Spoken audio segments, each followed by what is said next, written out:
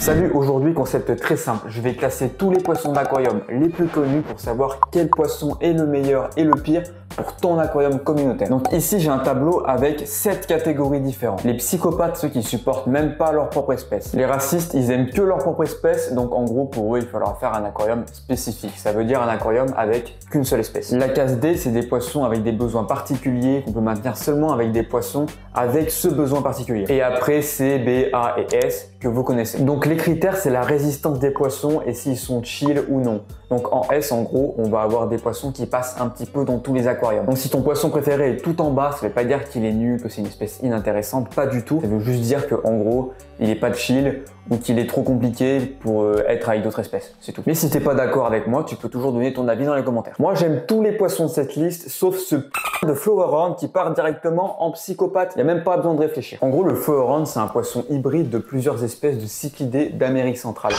Alors déjà, les cyclidés, c'est des poissons réputés pour leur territorialité, mais en plus, le croisement de toutes ces espèces hyper territoriales a fait une espèce de bouillie dégueulasse qui s'appelle le Flowerhorn, qui n'existe pas du tout dans le milieu naturel. Donc en gros, c'est un poisson hyper caractériel qui peut vraiment péter un câble et décider de tout ruiner, et en plus, il supporte pas ses congénères. C'est pour ça que je le mets en psychopathe, mais il y a quand même quelques exceptions. Par exemple, le Flowerhorn de Gab est plutôt chill, il embête un petit peu les ponts de discus et certains poissons. Alors maintenant, on va s'attaquer à un trio très connu des aquariophiles, poisson rouge, guppy, bêta. Alors le guppy, c'est quand même un poisson assez connu des aquariophiles, il a besoin d'une eau quand même assez dure, il est très résistant et il se reproduit très bien. Il y a une immense variété de couleurs de guppy, et c'est vrai que dans un aquarium, ça apporte tout de suite une touche sympathique et beaucoup d'animation et de couleurs à un aquarium. Parce que qu'on soit fan ou pas des guppies, ils sont quand même beaux. Donc le guppy, j'aurais pu le mettre en S. Mais le problème qu'il y a avec les guppies et qu'on peut vraiment pas nier, c'est leur reproduction en fait, qui est beaucoup trop facile. C'est des poissons vivipares. Donc en gros, ils vont accoucher de guppies et ils vont apparaître comme par magie dans votre aquarium et avec déjà une bonne taille. À cause de cet aspect-là, je vais directement le redescendre en B. Après, on peut toujours mettre que des mâles ensemble et pas mettre de femelles pour pas avoir de reproduction. Mais est-ce que c'est bien pour eux? Je sais pas, je suis pas dans leur tête. En tout cas, je le mets en B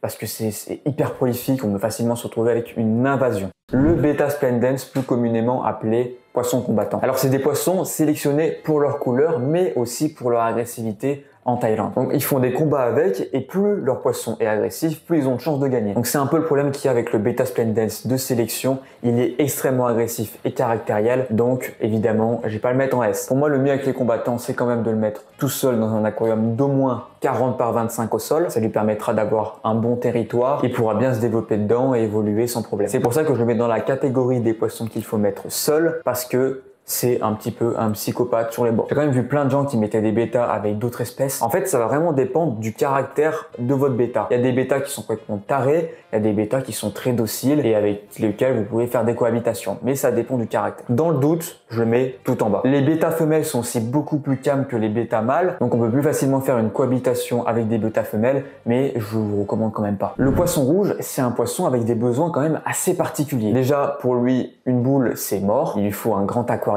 parce que adulte ça fait 30 cm. En animalerie généralement les gens vont recommander 50 litres par poisson. Ils sont grégaires donc ont besoin d'au moins d'être 2, donc 100 litres pour 2 poissons rouges au minimum. Maintenant on va un petit peu remettre les choses dans leur contexte. Les poissons rouges c'est des poissons qui viennent très grands, jusqu'à 30 cm et ils peuvent facilement souffrir de nanisme. Donc pour moi, le poisson rouge, c'est au minimum un bassin de 500 litres, 80 cm de profondeur, donc un aquarium de 500 litres. Alors je le mets directement dans la catégorie D, des besoins particuliers. Parce que là, on n'est même pas sur un aquarium, on est sur un bassin. Alors l'Ancistrus, un loricaridé, donc un poisson-chat originaire d'Amazonie. C'est un poisson quand même vachement résistant, avec une réputation de laveur de vitres, Francistrus, suceur de vitres. Bon, je trouve ça un petit peu dommage que les loricaridés aient vraiment cette réputation de laveur de vitres, alors qu'en vrai, c'est des poissons qui valent beaucoup mieux que ça en fait. Ils sont super beaux, ils ont des comportements intéressants et vraiment un look préhistorique. Les Ancistrus, ça vit en couple ou en solitaire et il faudra un aquarium de au moins 100 par 30 au sol. Donc ça va dans beaucoup d'aquariums, surtout qu'ils sont très robustes. Donc pour moi, l'Ancistrus, ça serait bien de le placer du coup en A. C'est un poisson quand même qui a besoin d'un fort courant et qui aime les eaux très oxygénées, donc il ira pas dans tous les aquariums. Oui, il va aider au niveau des algues, mais il fera pas tout non plus. Les Apistogramma, c'est vraiment des poissons que j'adore. Très colorés, hyper intéressants, des comportements sociaux quand même vachement développés et ça se maintient en couple. Mais il y a un gros défaut avec ce poisson, surtout dans un aquarium communautaire, c'est un poisson territorial et qui a du caractère. Même avec sa femelle, tout peut très bien aller et d'un coup ça part en cacahuète. Donc pour ce poisson, il faut pas mal de cachettes, plein de barrières visuelles et ça devrait plutôt bien se passer. Le minimum pour eux, ça va être 60 par 30 au sol pour les petites espèces d'apistogramma hein, comme les cacaturides. Et c'est un poisson relativement résistant. Disons qu'il vaut mieux avoir une eau douce et un pH un peu en dessous de 7. Mais à cause de leur territorialité, je vais les mettre en C. C'est totalement possible de faire un aquarium communautaire avec des apistogrammas. Par exemple, mettre des poissons de banc avec, il n'y aura aucun problème. Mais il y a plein d'apistogrammas qui se mettent à vriller et à buter leurs femelles et à faire un carnage. Les channas, et là pour illustrer les channas, on a une belle photo de mon channa pulcra qui est juste ici. Alors à votre avis, où est-ce que je vais le mettre? Bon, elle va nous donner sa réponse. J'approche ma main. Hop là, voilà. Psychopathe directement, voilà. Tu prends un channa, t'as littéralement Jeffrey Dahmer dans ton aquarium. Donc les channas, c'est quand même des poissons vachement intéressants, très actifs, enfin la plupart. Donc ouais, j'adore les channas, mais voilà, c'est... Maintenant, faut remettre un petit peu du contexte. C'est pas des rigolos et faut pas les prendre à la légère. Donc là, à tout moment, ça part en fait. Il y a quelques channas qui peuvent se maintenir en groupe, comme par exemple les blairies, mais ça peut vite dégénérer. Disons que s'il y a un couple qui se forme, le couple va vouloir se reproduire et chasser du coup les autres poissons. Il y a aussi le channa barca, qui est quand même un gros channa et principalement insectivore. Donc avec, on peut mettre des petits poissons de banc. Normalement, il devrait en avoir rien à faire. Mais vous emballez pas, le poisson il vaut 1500 €. Combien? Après, on a les corydoras. Encore un poisson avec une réputation de poisson nettoyeur. En vrai, je trouve que c'est un peu dommage parce que c'est vraiment des super poissons et ils sont super actifs, vachement intéressants et ça met vraiment de l'animation au fond de l'aquarium. En plus, il y a plein d'espèces de corydoras, des petites, des grosses, comme par exemple le Abrosus, qui est une petite espèce de corydoras et qui peut aller dans de petits aquariums. Sinon, la plupart des espèces de corydoras, comme les Anéus ou les pandas, qui sont très connus, dans 100 par 30, c'est mieux. Les sterbai, déjà, c'est plus gros, donc faut mieux 120 par 40. C'est des poissons assez résistants au niveau des paramètres d'eau. Un pH neutre, c'est très bien pour eux. En plus, généralement, les corydoras qu'on retrouve en animalerie, c'est des poissons d'élevage, donc il y a moins de problèmes là-dessus et ils sont habitués à l'eau du robinet. Ils aiment quand même avoir du courant, avoir un courant fort à modéré, parce que c'est quand même des poissons qui vivent dans des eaux assez rapides et aussi pour pas abîmer leurs barbillons, là, leur petite moustache. Il leur faudra un sable très fin et non abrasif. Comme ça, vous pouvez vraiment les voir fouiller le sol et c'est vraiment un super comportement. Sans un sable adapté, ils vont s'abrumer les branchies, les barbillons et ça risque de mal finir. Donc pour moi, les corydoras, c'est vraiment un super genre qui va directement en S. Et franchement, je pense que c'est vraiment mérité. Après, on a le discus, le roi de l'aquarium. Le minimum pour moi, pour les discus, ce sera 150 par 50 au sol. Donc on va dire un aquarium de 450 litres, au moins 6 individus quand même, parce que ça vit en groupe, et plus il y en a, mieux c'est. Mais évidemment, il faut adapter la taille du groupe en fonction de la taille du bac. Maintenant, c'est un poisson qui perd beaucoup de points, parce que ça reste un cyclidé qui a un peu de caractère. Mais surtout, c'est un poisson fragile, surtout les poissons qui viennent d'animalerie, qui ont souvent des parasites, et qui ont des retards de croissance. C'est malheureux, mais c'est souvent le cas. Et au niveau de l'alimentation, il faut quand même bien les nourrir avec une alimentation complexe. Et le discus, eh ben, je le mets donc dans la catégorie C. Et pas au-dessus. C'est pas un poisson qui est dans tous les aquariums, difficile à maintenir, galère à nourrir, un petit peu territorial. Le Rasbora galaxy, un poisson très coloré qu'on retrouve presque dans toutes nos animaleries. Il est assez résistant, il faudra un pH environ 7, un pH neutre, et c'est un très bon choix pour un aquarium communautaire. Là, j'hésite entre le mettre dans A ou B, parce que c'est un poisson où, au sein du groupe, il peut y avoir quelques problèmes de hiérarchie et se bastonner un petit peu. Donc je vais le mettre en A parce que ça reste quand même un excellent choix. Je sais pas où est-ce que vous l'auriez placé. Je pense que je vais le mettre en B, mais un B+, quoi, on va dire. Après, ça reste un poisson de banc, donc il faudra au moins 10 individus. Et plus il y en a, mieux c'est. Pour moi, le minimum, c'est un aquarium de 80 par 30 parce que ça reste un poisson qui nage beaucoup. Le gastromyson et les cévélia, des poissons originaires d'Indonésie qu'on retrouve généralement dans des torrents et des eaux très oxygénées. Sauf que le problème, c'est que les gastromysons et les cévélia, c'est des poissons qui ont évolué pour vivre dans des torrents, donc des eaux avec énormément de courant. Et ça convient pas du tout à beaucoup de poissons qu'on retrouve plutôt dans des rivières stagnantes ou avec un courant modéré. C'est pour ça que le gastromyson, je vais mettre dans la catégorie D parce qu'il a quand même des besoins particuliers. On va lui aménager un aquarium avec des pompes de brassage qui dépasse pas les 24 degrés parce que oui, c'est une eau en plus très fraîche et avec on pourra mettre des styphodons. Sinon le minimum ça va être 80 par 30. Aïe aïe aïe les amis, là j'ai un petit problème. Le gouraminin, c'est un poisson vraiment qui fait débat. Déjà c'est un poisson qui vit en couple dans au moins 60 par 30 au sol pour un couple seulement, donc spécifique. Et le problème avec ce poisson c'est qu'il peut totalement vriller, buter sa femelle et se mettre à buter aussi le banc de microfiches que vous avez mis avec. Donc à la base c'est un poisson plutôt territorial qui est en C, mais à cause de ces petits problèmes comportementaux, il peut facilement virer en psychopathe. En plus c'est un poisson qui a été vraiment fragilisé par l'élevage qu'il a subi, donc il peut facilement avoir des problèmes de santé et mourir très tôt. Donc franchement c'est dommage parce que c'est vraiment une très belle espèce espèce. Et par exemple, il y a beaucoup moins de problèmes avec le gourami miel, le Shuna du coup. Prochaine espèce, et c'est vous. Et ben ça va directement en S, il n'y a même pas besoin de débattre. Attends, mais t'es pas abonné?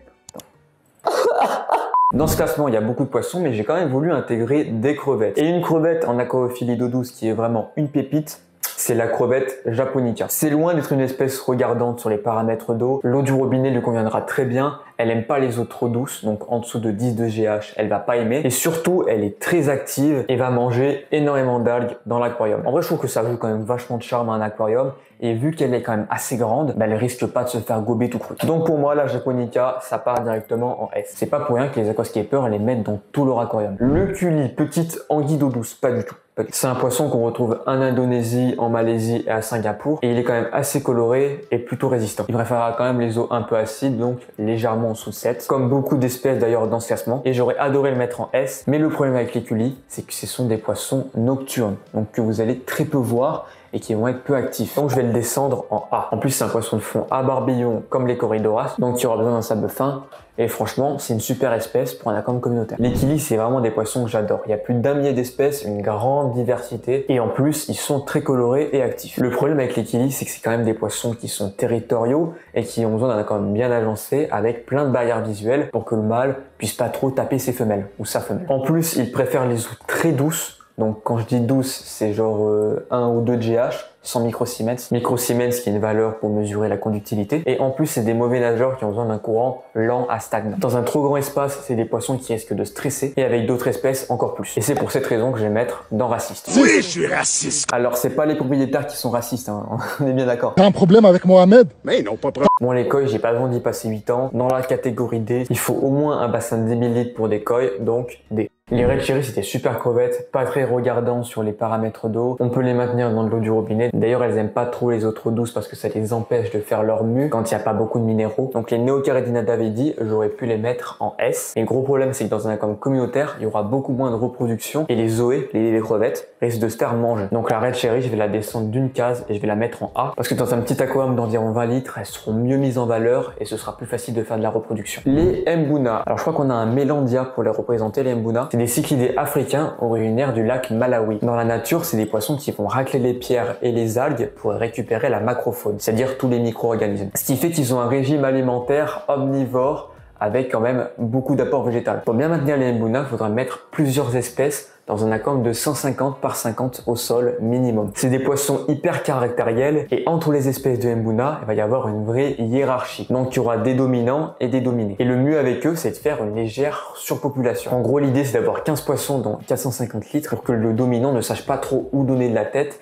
et qui taper. Ça permettra vraiment de disperser l'agressivité entre les poissons. Donc tu l'as compris, c'est des poissons avec des besoins particuliers qui vont dans la catégorie D. Prochaine espèce, les néons, des poissons qu'on recommande souvent aux débutants, alors qu'il y a un gros problème avec, c'est que souvent en animalerie, c'est du sauvage. Et qui dit sauvage dit qu'ils sont pas forcément habitués à l'eau du robinet. Et pour eux, c'est mieux d'avoir une eau douce, environ 300 microsiemens. C'est des poissons qui nagent beaucoup, donc il faudra au moins 1 mètre de façade. Et évidemment, ils vivent en banc, donc 10 individus au minimum. Et c'est parce que ce sont des poissons fragiles que je vais les mettre en B. Si vous êtes déjà abonné à la chaîne, vous savez que j'adore les poissons prédateurs. Mais il y a un gros problème avec les poissons prédateurs, c'est qu'ils sont tarés et que ce sont des prédateurs. Et l'Oscar, moi je trouve que c'est un bon exemple. Faire des cohabitations avec un Oscar, c'est totalement possible, donc je vais pas le mettre en raciste. Mais pour eux, il faudra faire un aquarium dédié aux prédateurs, donc avec d'autres espèces de prédateurs, comme par exemple des peacock basses ou des petits poissons-chats. Petits, hein, parce que les poissons-chats, ils peuvent presque tout gober. Je les mets en D parce qu'ils ont des besoins particuliers. Prochaine espèce, le Carnigila striata, plus communément appelé le poisson hachette. C'est un poisson amazonien qui vit en groupe proche de la surface. C'est aussi un excellent sauteur et il va utiliser ses capacités de saut pour pouvoir sauter en surface et chasser ses proies. C'est pas un poisson hyper coloré, mais au niveau forme, il sort vraiment de l'ordinaire. Et il gagne des points là-dessus. J'ai entendu quelques histoires comme quoi ces poissons, ils avaient leur petit caractère. Donc évidemment, je vais pas les mettre non plus en A ou en S. Je vais plutôt les mettre en B parce que ça reste des poissons pas non plus hyper colorés et sauteurs, donc faut se méfier de ça aussi. Bon, les piranhas, c'est vraiment des poissons avec une sale réputation. À ce qui paraît, ils mangent des bébés, ils boivent du sang. Bon, en vrai, c'est totalement faux. C'est même des poissons plutôt peureux et quand ils sont pas en groupe, ils sont vraiment stressés. Même en groupe, ils stressent. Le problème avec ce poisson, c'est vraiment leurs dents qui s'emboîtent parfaitement et qui est dévastateur. Sur YouTube, on peut voir plein de vidéos où on leur donne des poissons vivants à manger. C'est vraiment un carnage. Donc les piranhas, c'est des poissons peureux et qui stressent. Donc pour moi, ça va directement en raciste. Oui. La catégorie des poissons qu'il vaut mieux mettre en spécifique, donc une seule espèce par aquarium. Pour moi, le gourami grogneur, c'est vraiment un poisson sous-coté. Il est petit, il n'a pas besoin d'une énorme place et il a un caractère assez calme. Évidemment, comme tous les gouramis, il va préférer les eaux stagnantes, légèrement acides, entre 6 et 7, et une température entre 24 et 28 degrés. Moi, c'est vraiment un excellent choix et c'est pour toutes ces raisons que je vais le mettre en B. Pourquoi en B et pas plus haut? Parce que ça reste un gourami qui a son petit caractère. Mais si en vrai, j'hésite un petit peu entre A et B. Le scalaire, c'est quand même un poisson un peu moins fragile que le discus. Là maintenant, c'est vraiment très similaire avec le discus, donc 150 par 50 au minimum et un groupe d'au moins 6 individus. Et pour toutes ces raisons, je vais le mettre en C à côté du discus. Le Microdevario kubotai ou Dadio Emerald, c'est un mini poisson de banc qui peut aller dans des petits aquariums sans problème. Au moins 60 par tonne au sol. Et même un grand groupe dans des grands aquariums, c'est vraiment sympathique. C'est des poissons très actifs qui restent généralement en surface et pas peureux du tout. C'est pas des poissons territoriaux, ils ont une belle couleur émeraude et en plus ils sont relativement résistants. Il me fallait un poisson de banc en S et pour moi le Microdevario kubotai est un excellent choix. Le nez rouge, j'ai pas non plus énormément de choses à dire, c'est un poisson assez résistant, plus qu'un néo en tout cas, mais c'est vrai qu'une eau un peu douce pour lui, ça reste mieux. C'est vraiment un très bon choix et je vais le mettre en A parce qu'il ajoute vraiment beaucoup de charme à un aquarium.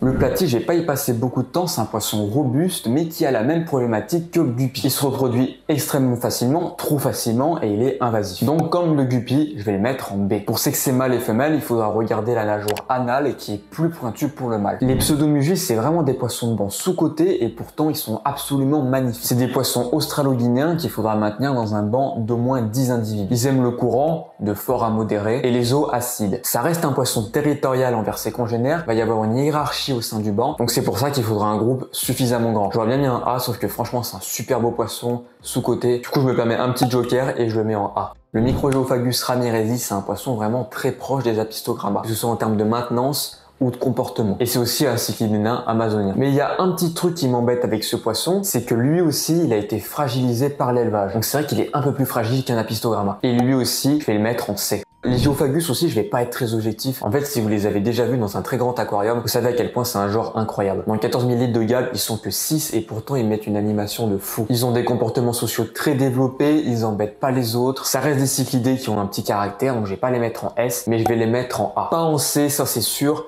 B, ça serait peut-être plus équitable. Mais je les aime tellement, je les mets en A. Je suis désolé. En fait, les catégories A et S, là, elles manquent de gros poissons, donc il en faut bien un petit peu. Non, c'est pas un poisson très fragile, mais généralement, la maladie qu'il va développer en premier, ce sera des trous dans la tête. Ça se traite, mais évidemment, c'est comme toute maladie, il faut régler le problème à la source. Le gourami perlé, c'est vraiment un très beau poisson qui, dans un aquarium d'environ 200 litres, servira vraiment de pièce maîtresse, assez résistante sur les paramètres d'eau. C'est vraiment un très bon poisson asiatique, et c'est pour ces raisons que je vais le mettre en A. Ça reste un gourami, donc il a quand même un peu de caractère. Donc faudra quand même se méfier. Et c'est un petit peu comme le Geophagus, j'aurais pu le mettre en B aussi. Mais pas en C, ça c'est sûr. Les derniers poissons, c'est les cyclidés africains du lac Tanganyika. Si vous suivez la chaîne, vous savez à quel point j'adore ces poissons. Il y a une immense diversité de formes, de comportements et de couleurs. Et oui, ils sont pas tous gris. Mais pour moi, les cyclidés du lac Tanganyika, c'est des poissons aux besoins quand même exigeants à cause de leurs comportements qui sont vraiment très particuliers. Et si vous voulez faire un aquarium avec des poissons du lac Tanganyika, il faudra les mettre seulement avec d'autres poissons de ce même lac. C'est pour ça que je vais les mettre en D. Je sais pas ce que vous pensez du classement, moi je le trouve plutôt bien et les Corydoras, ils méritent clairement leur place en S, je suis désolé. C'est vraiment les meilleurs poissons pour un aquarium communautaire. Personnellement, je suis pas un très grand fan d'aquarium communautaire. Pour moi, le mieux c'est de reproduire le milieu naturel de vos poissons et de mettre des poissons partageant les mêmes zones géographiques ensemble. Les aquariums spécifiques avec une seule espèce, c'est aussi le mieux, c'est ce qui respecte le plus les besoins de vos poissons. Et c'est pas parce que t'as pas 56 espèces de poissons dans ton aquarium qu'il est nul,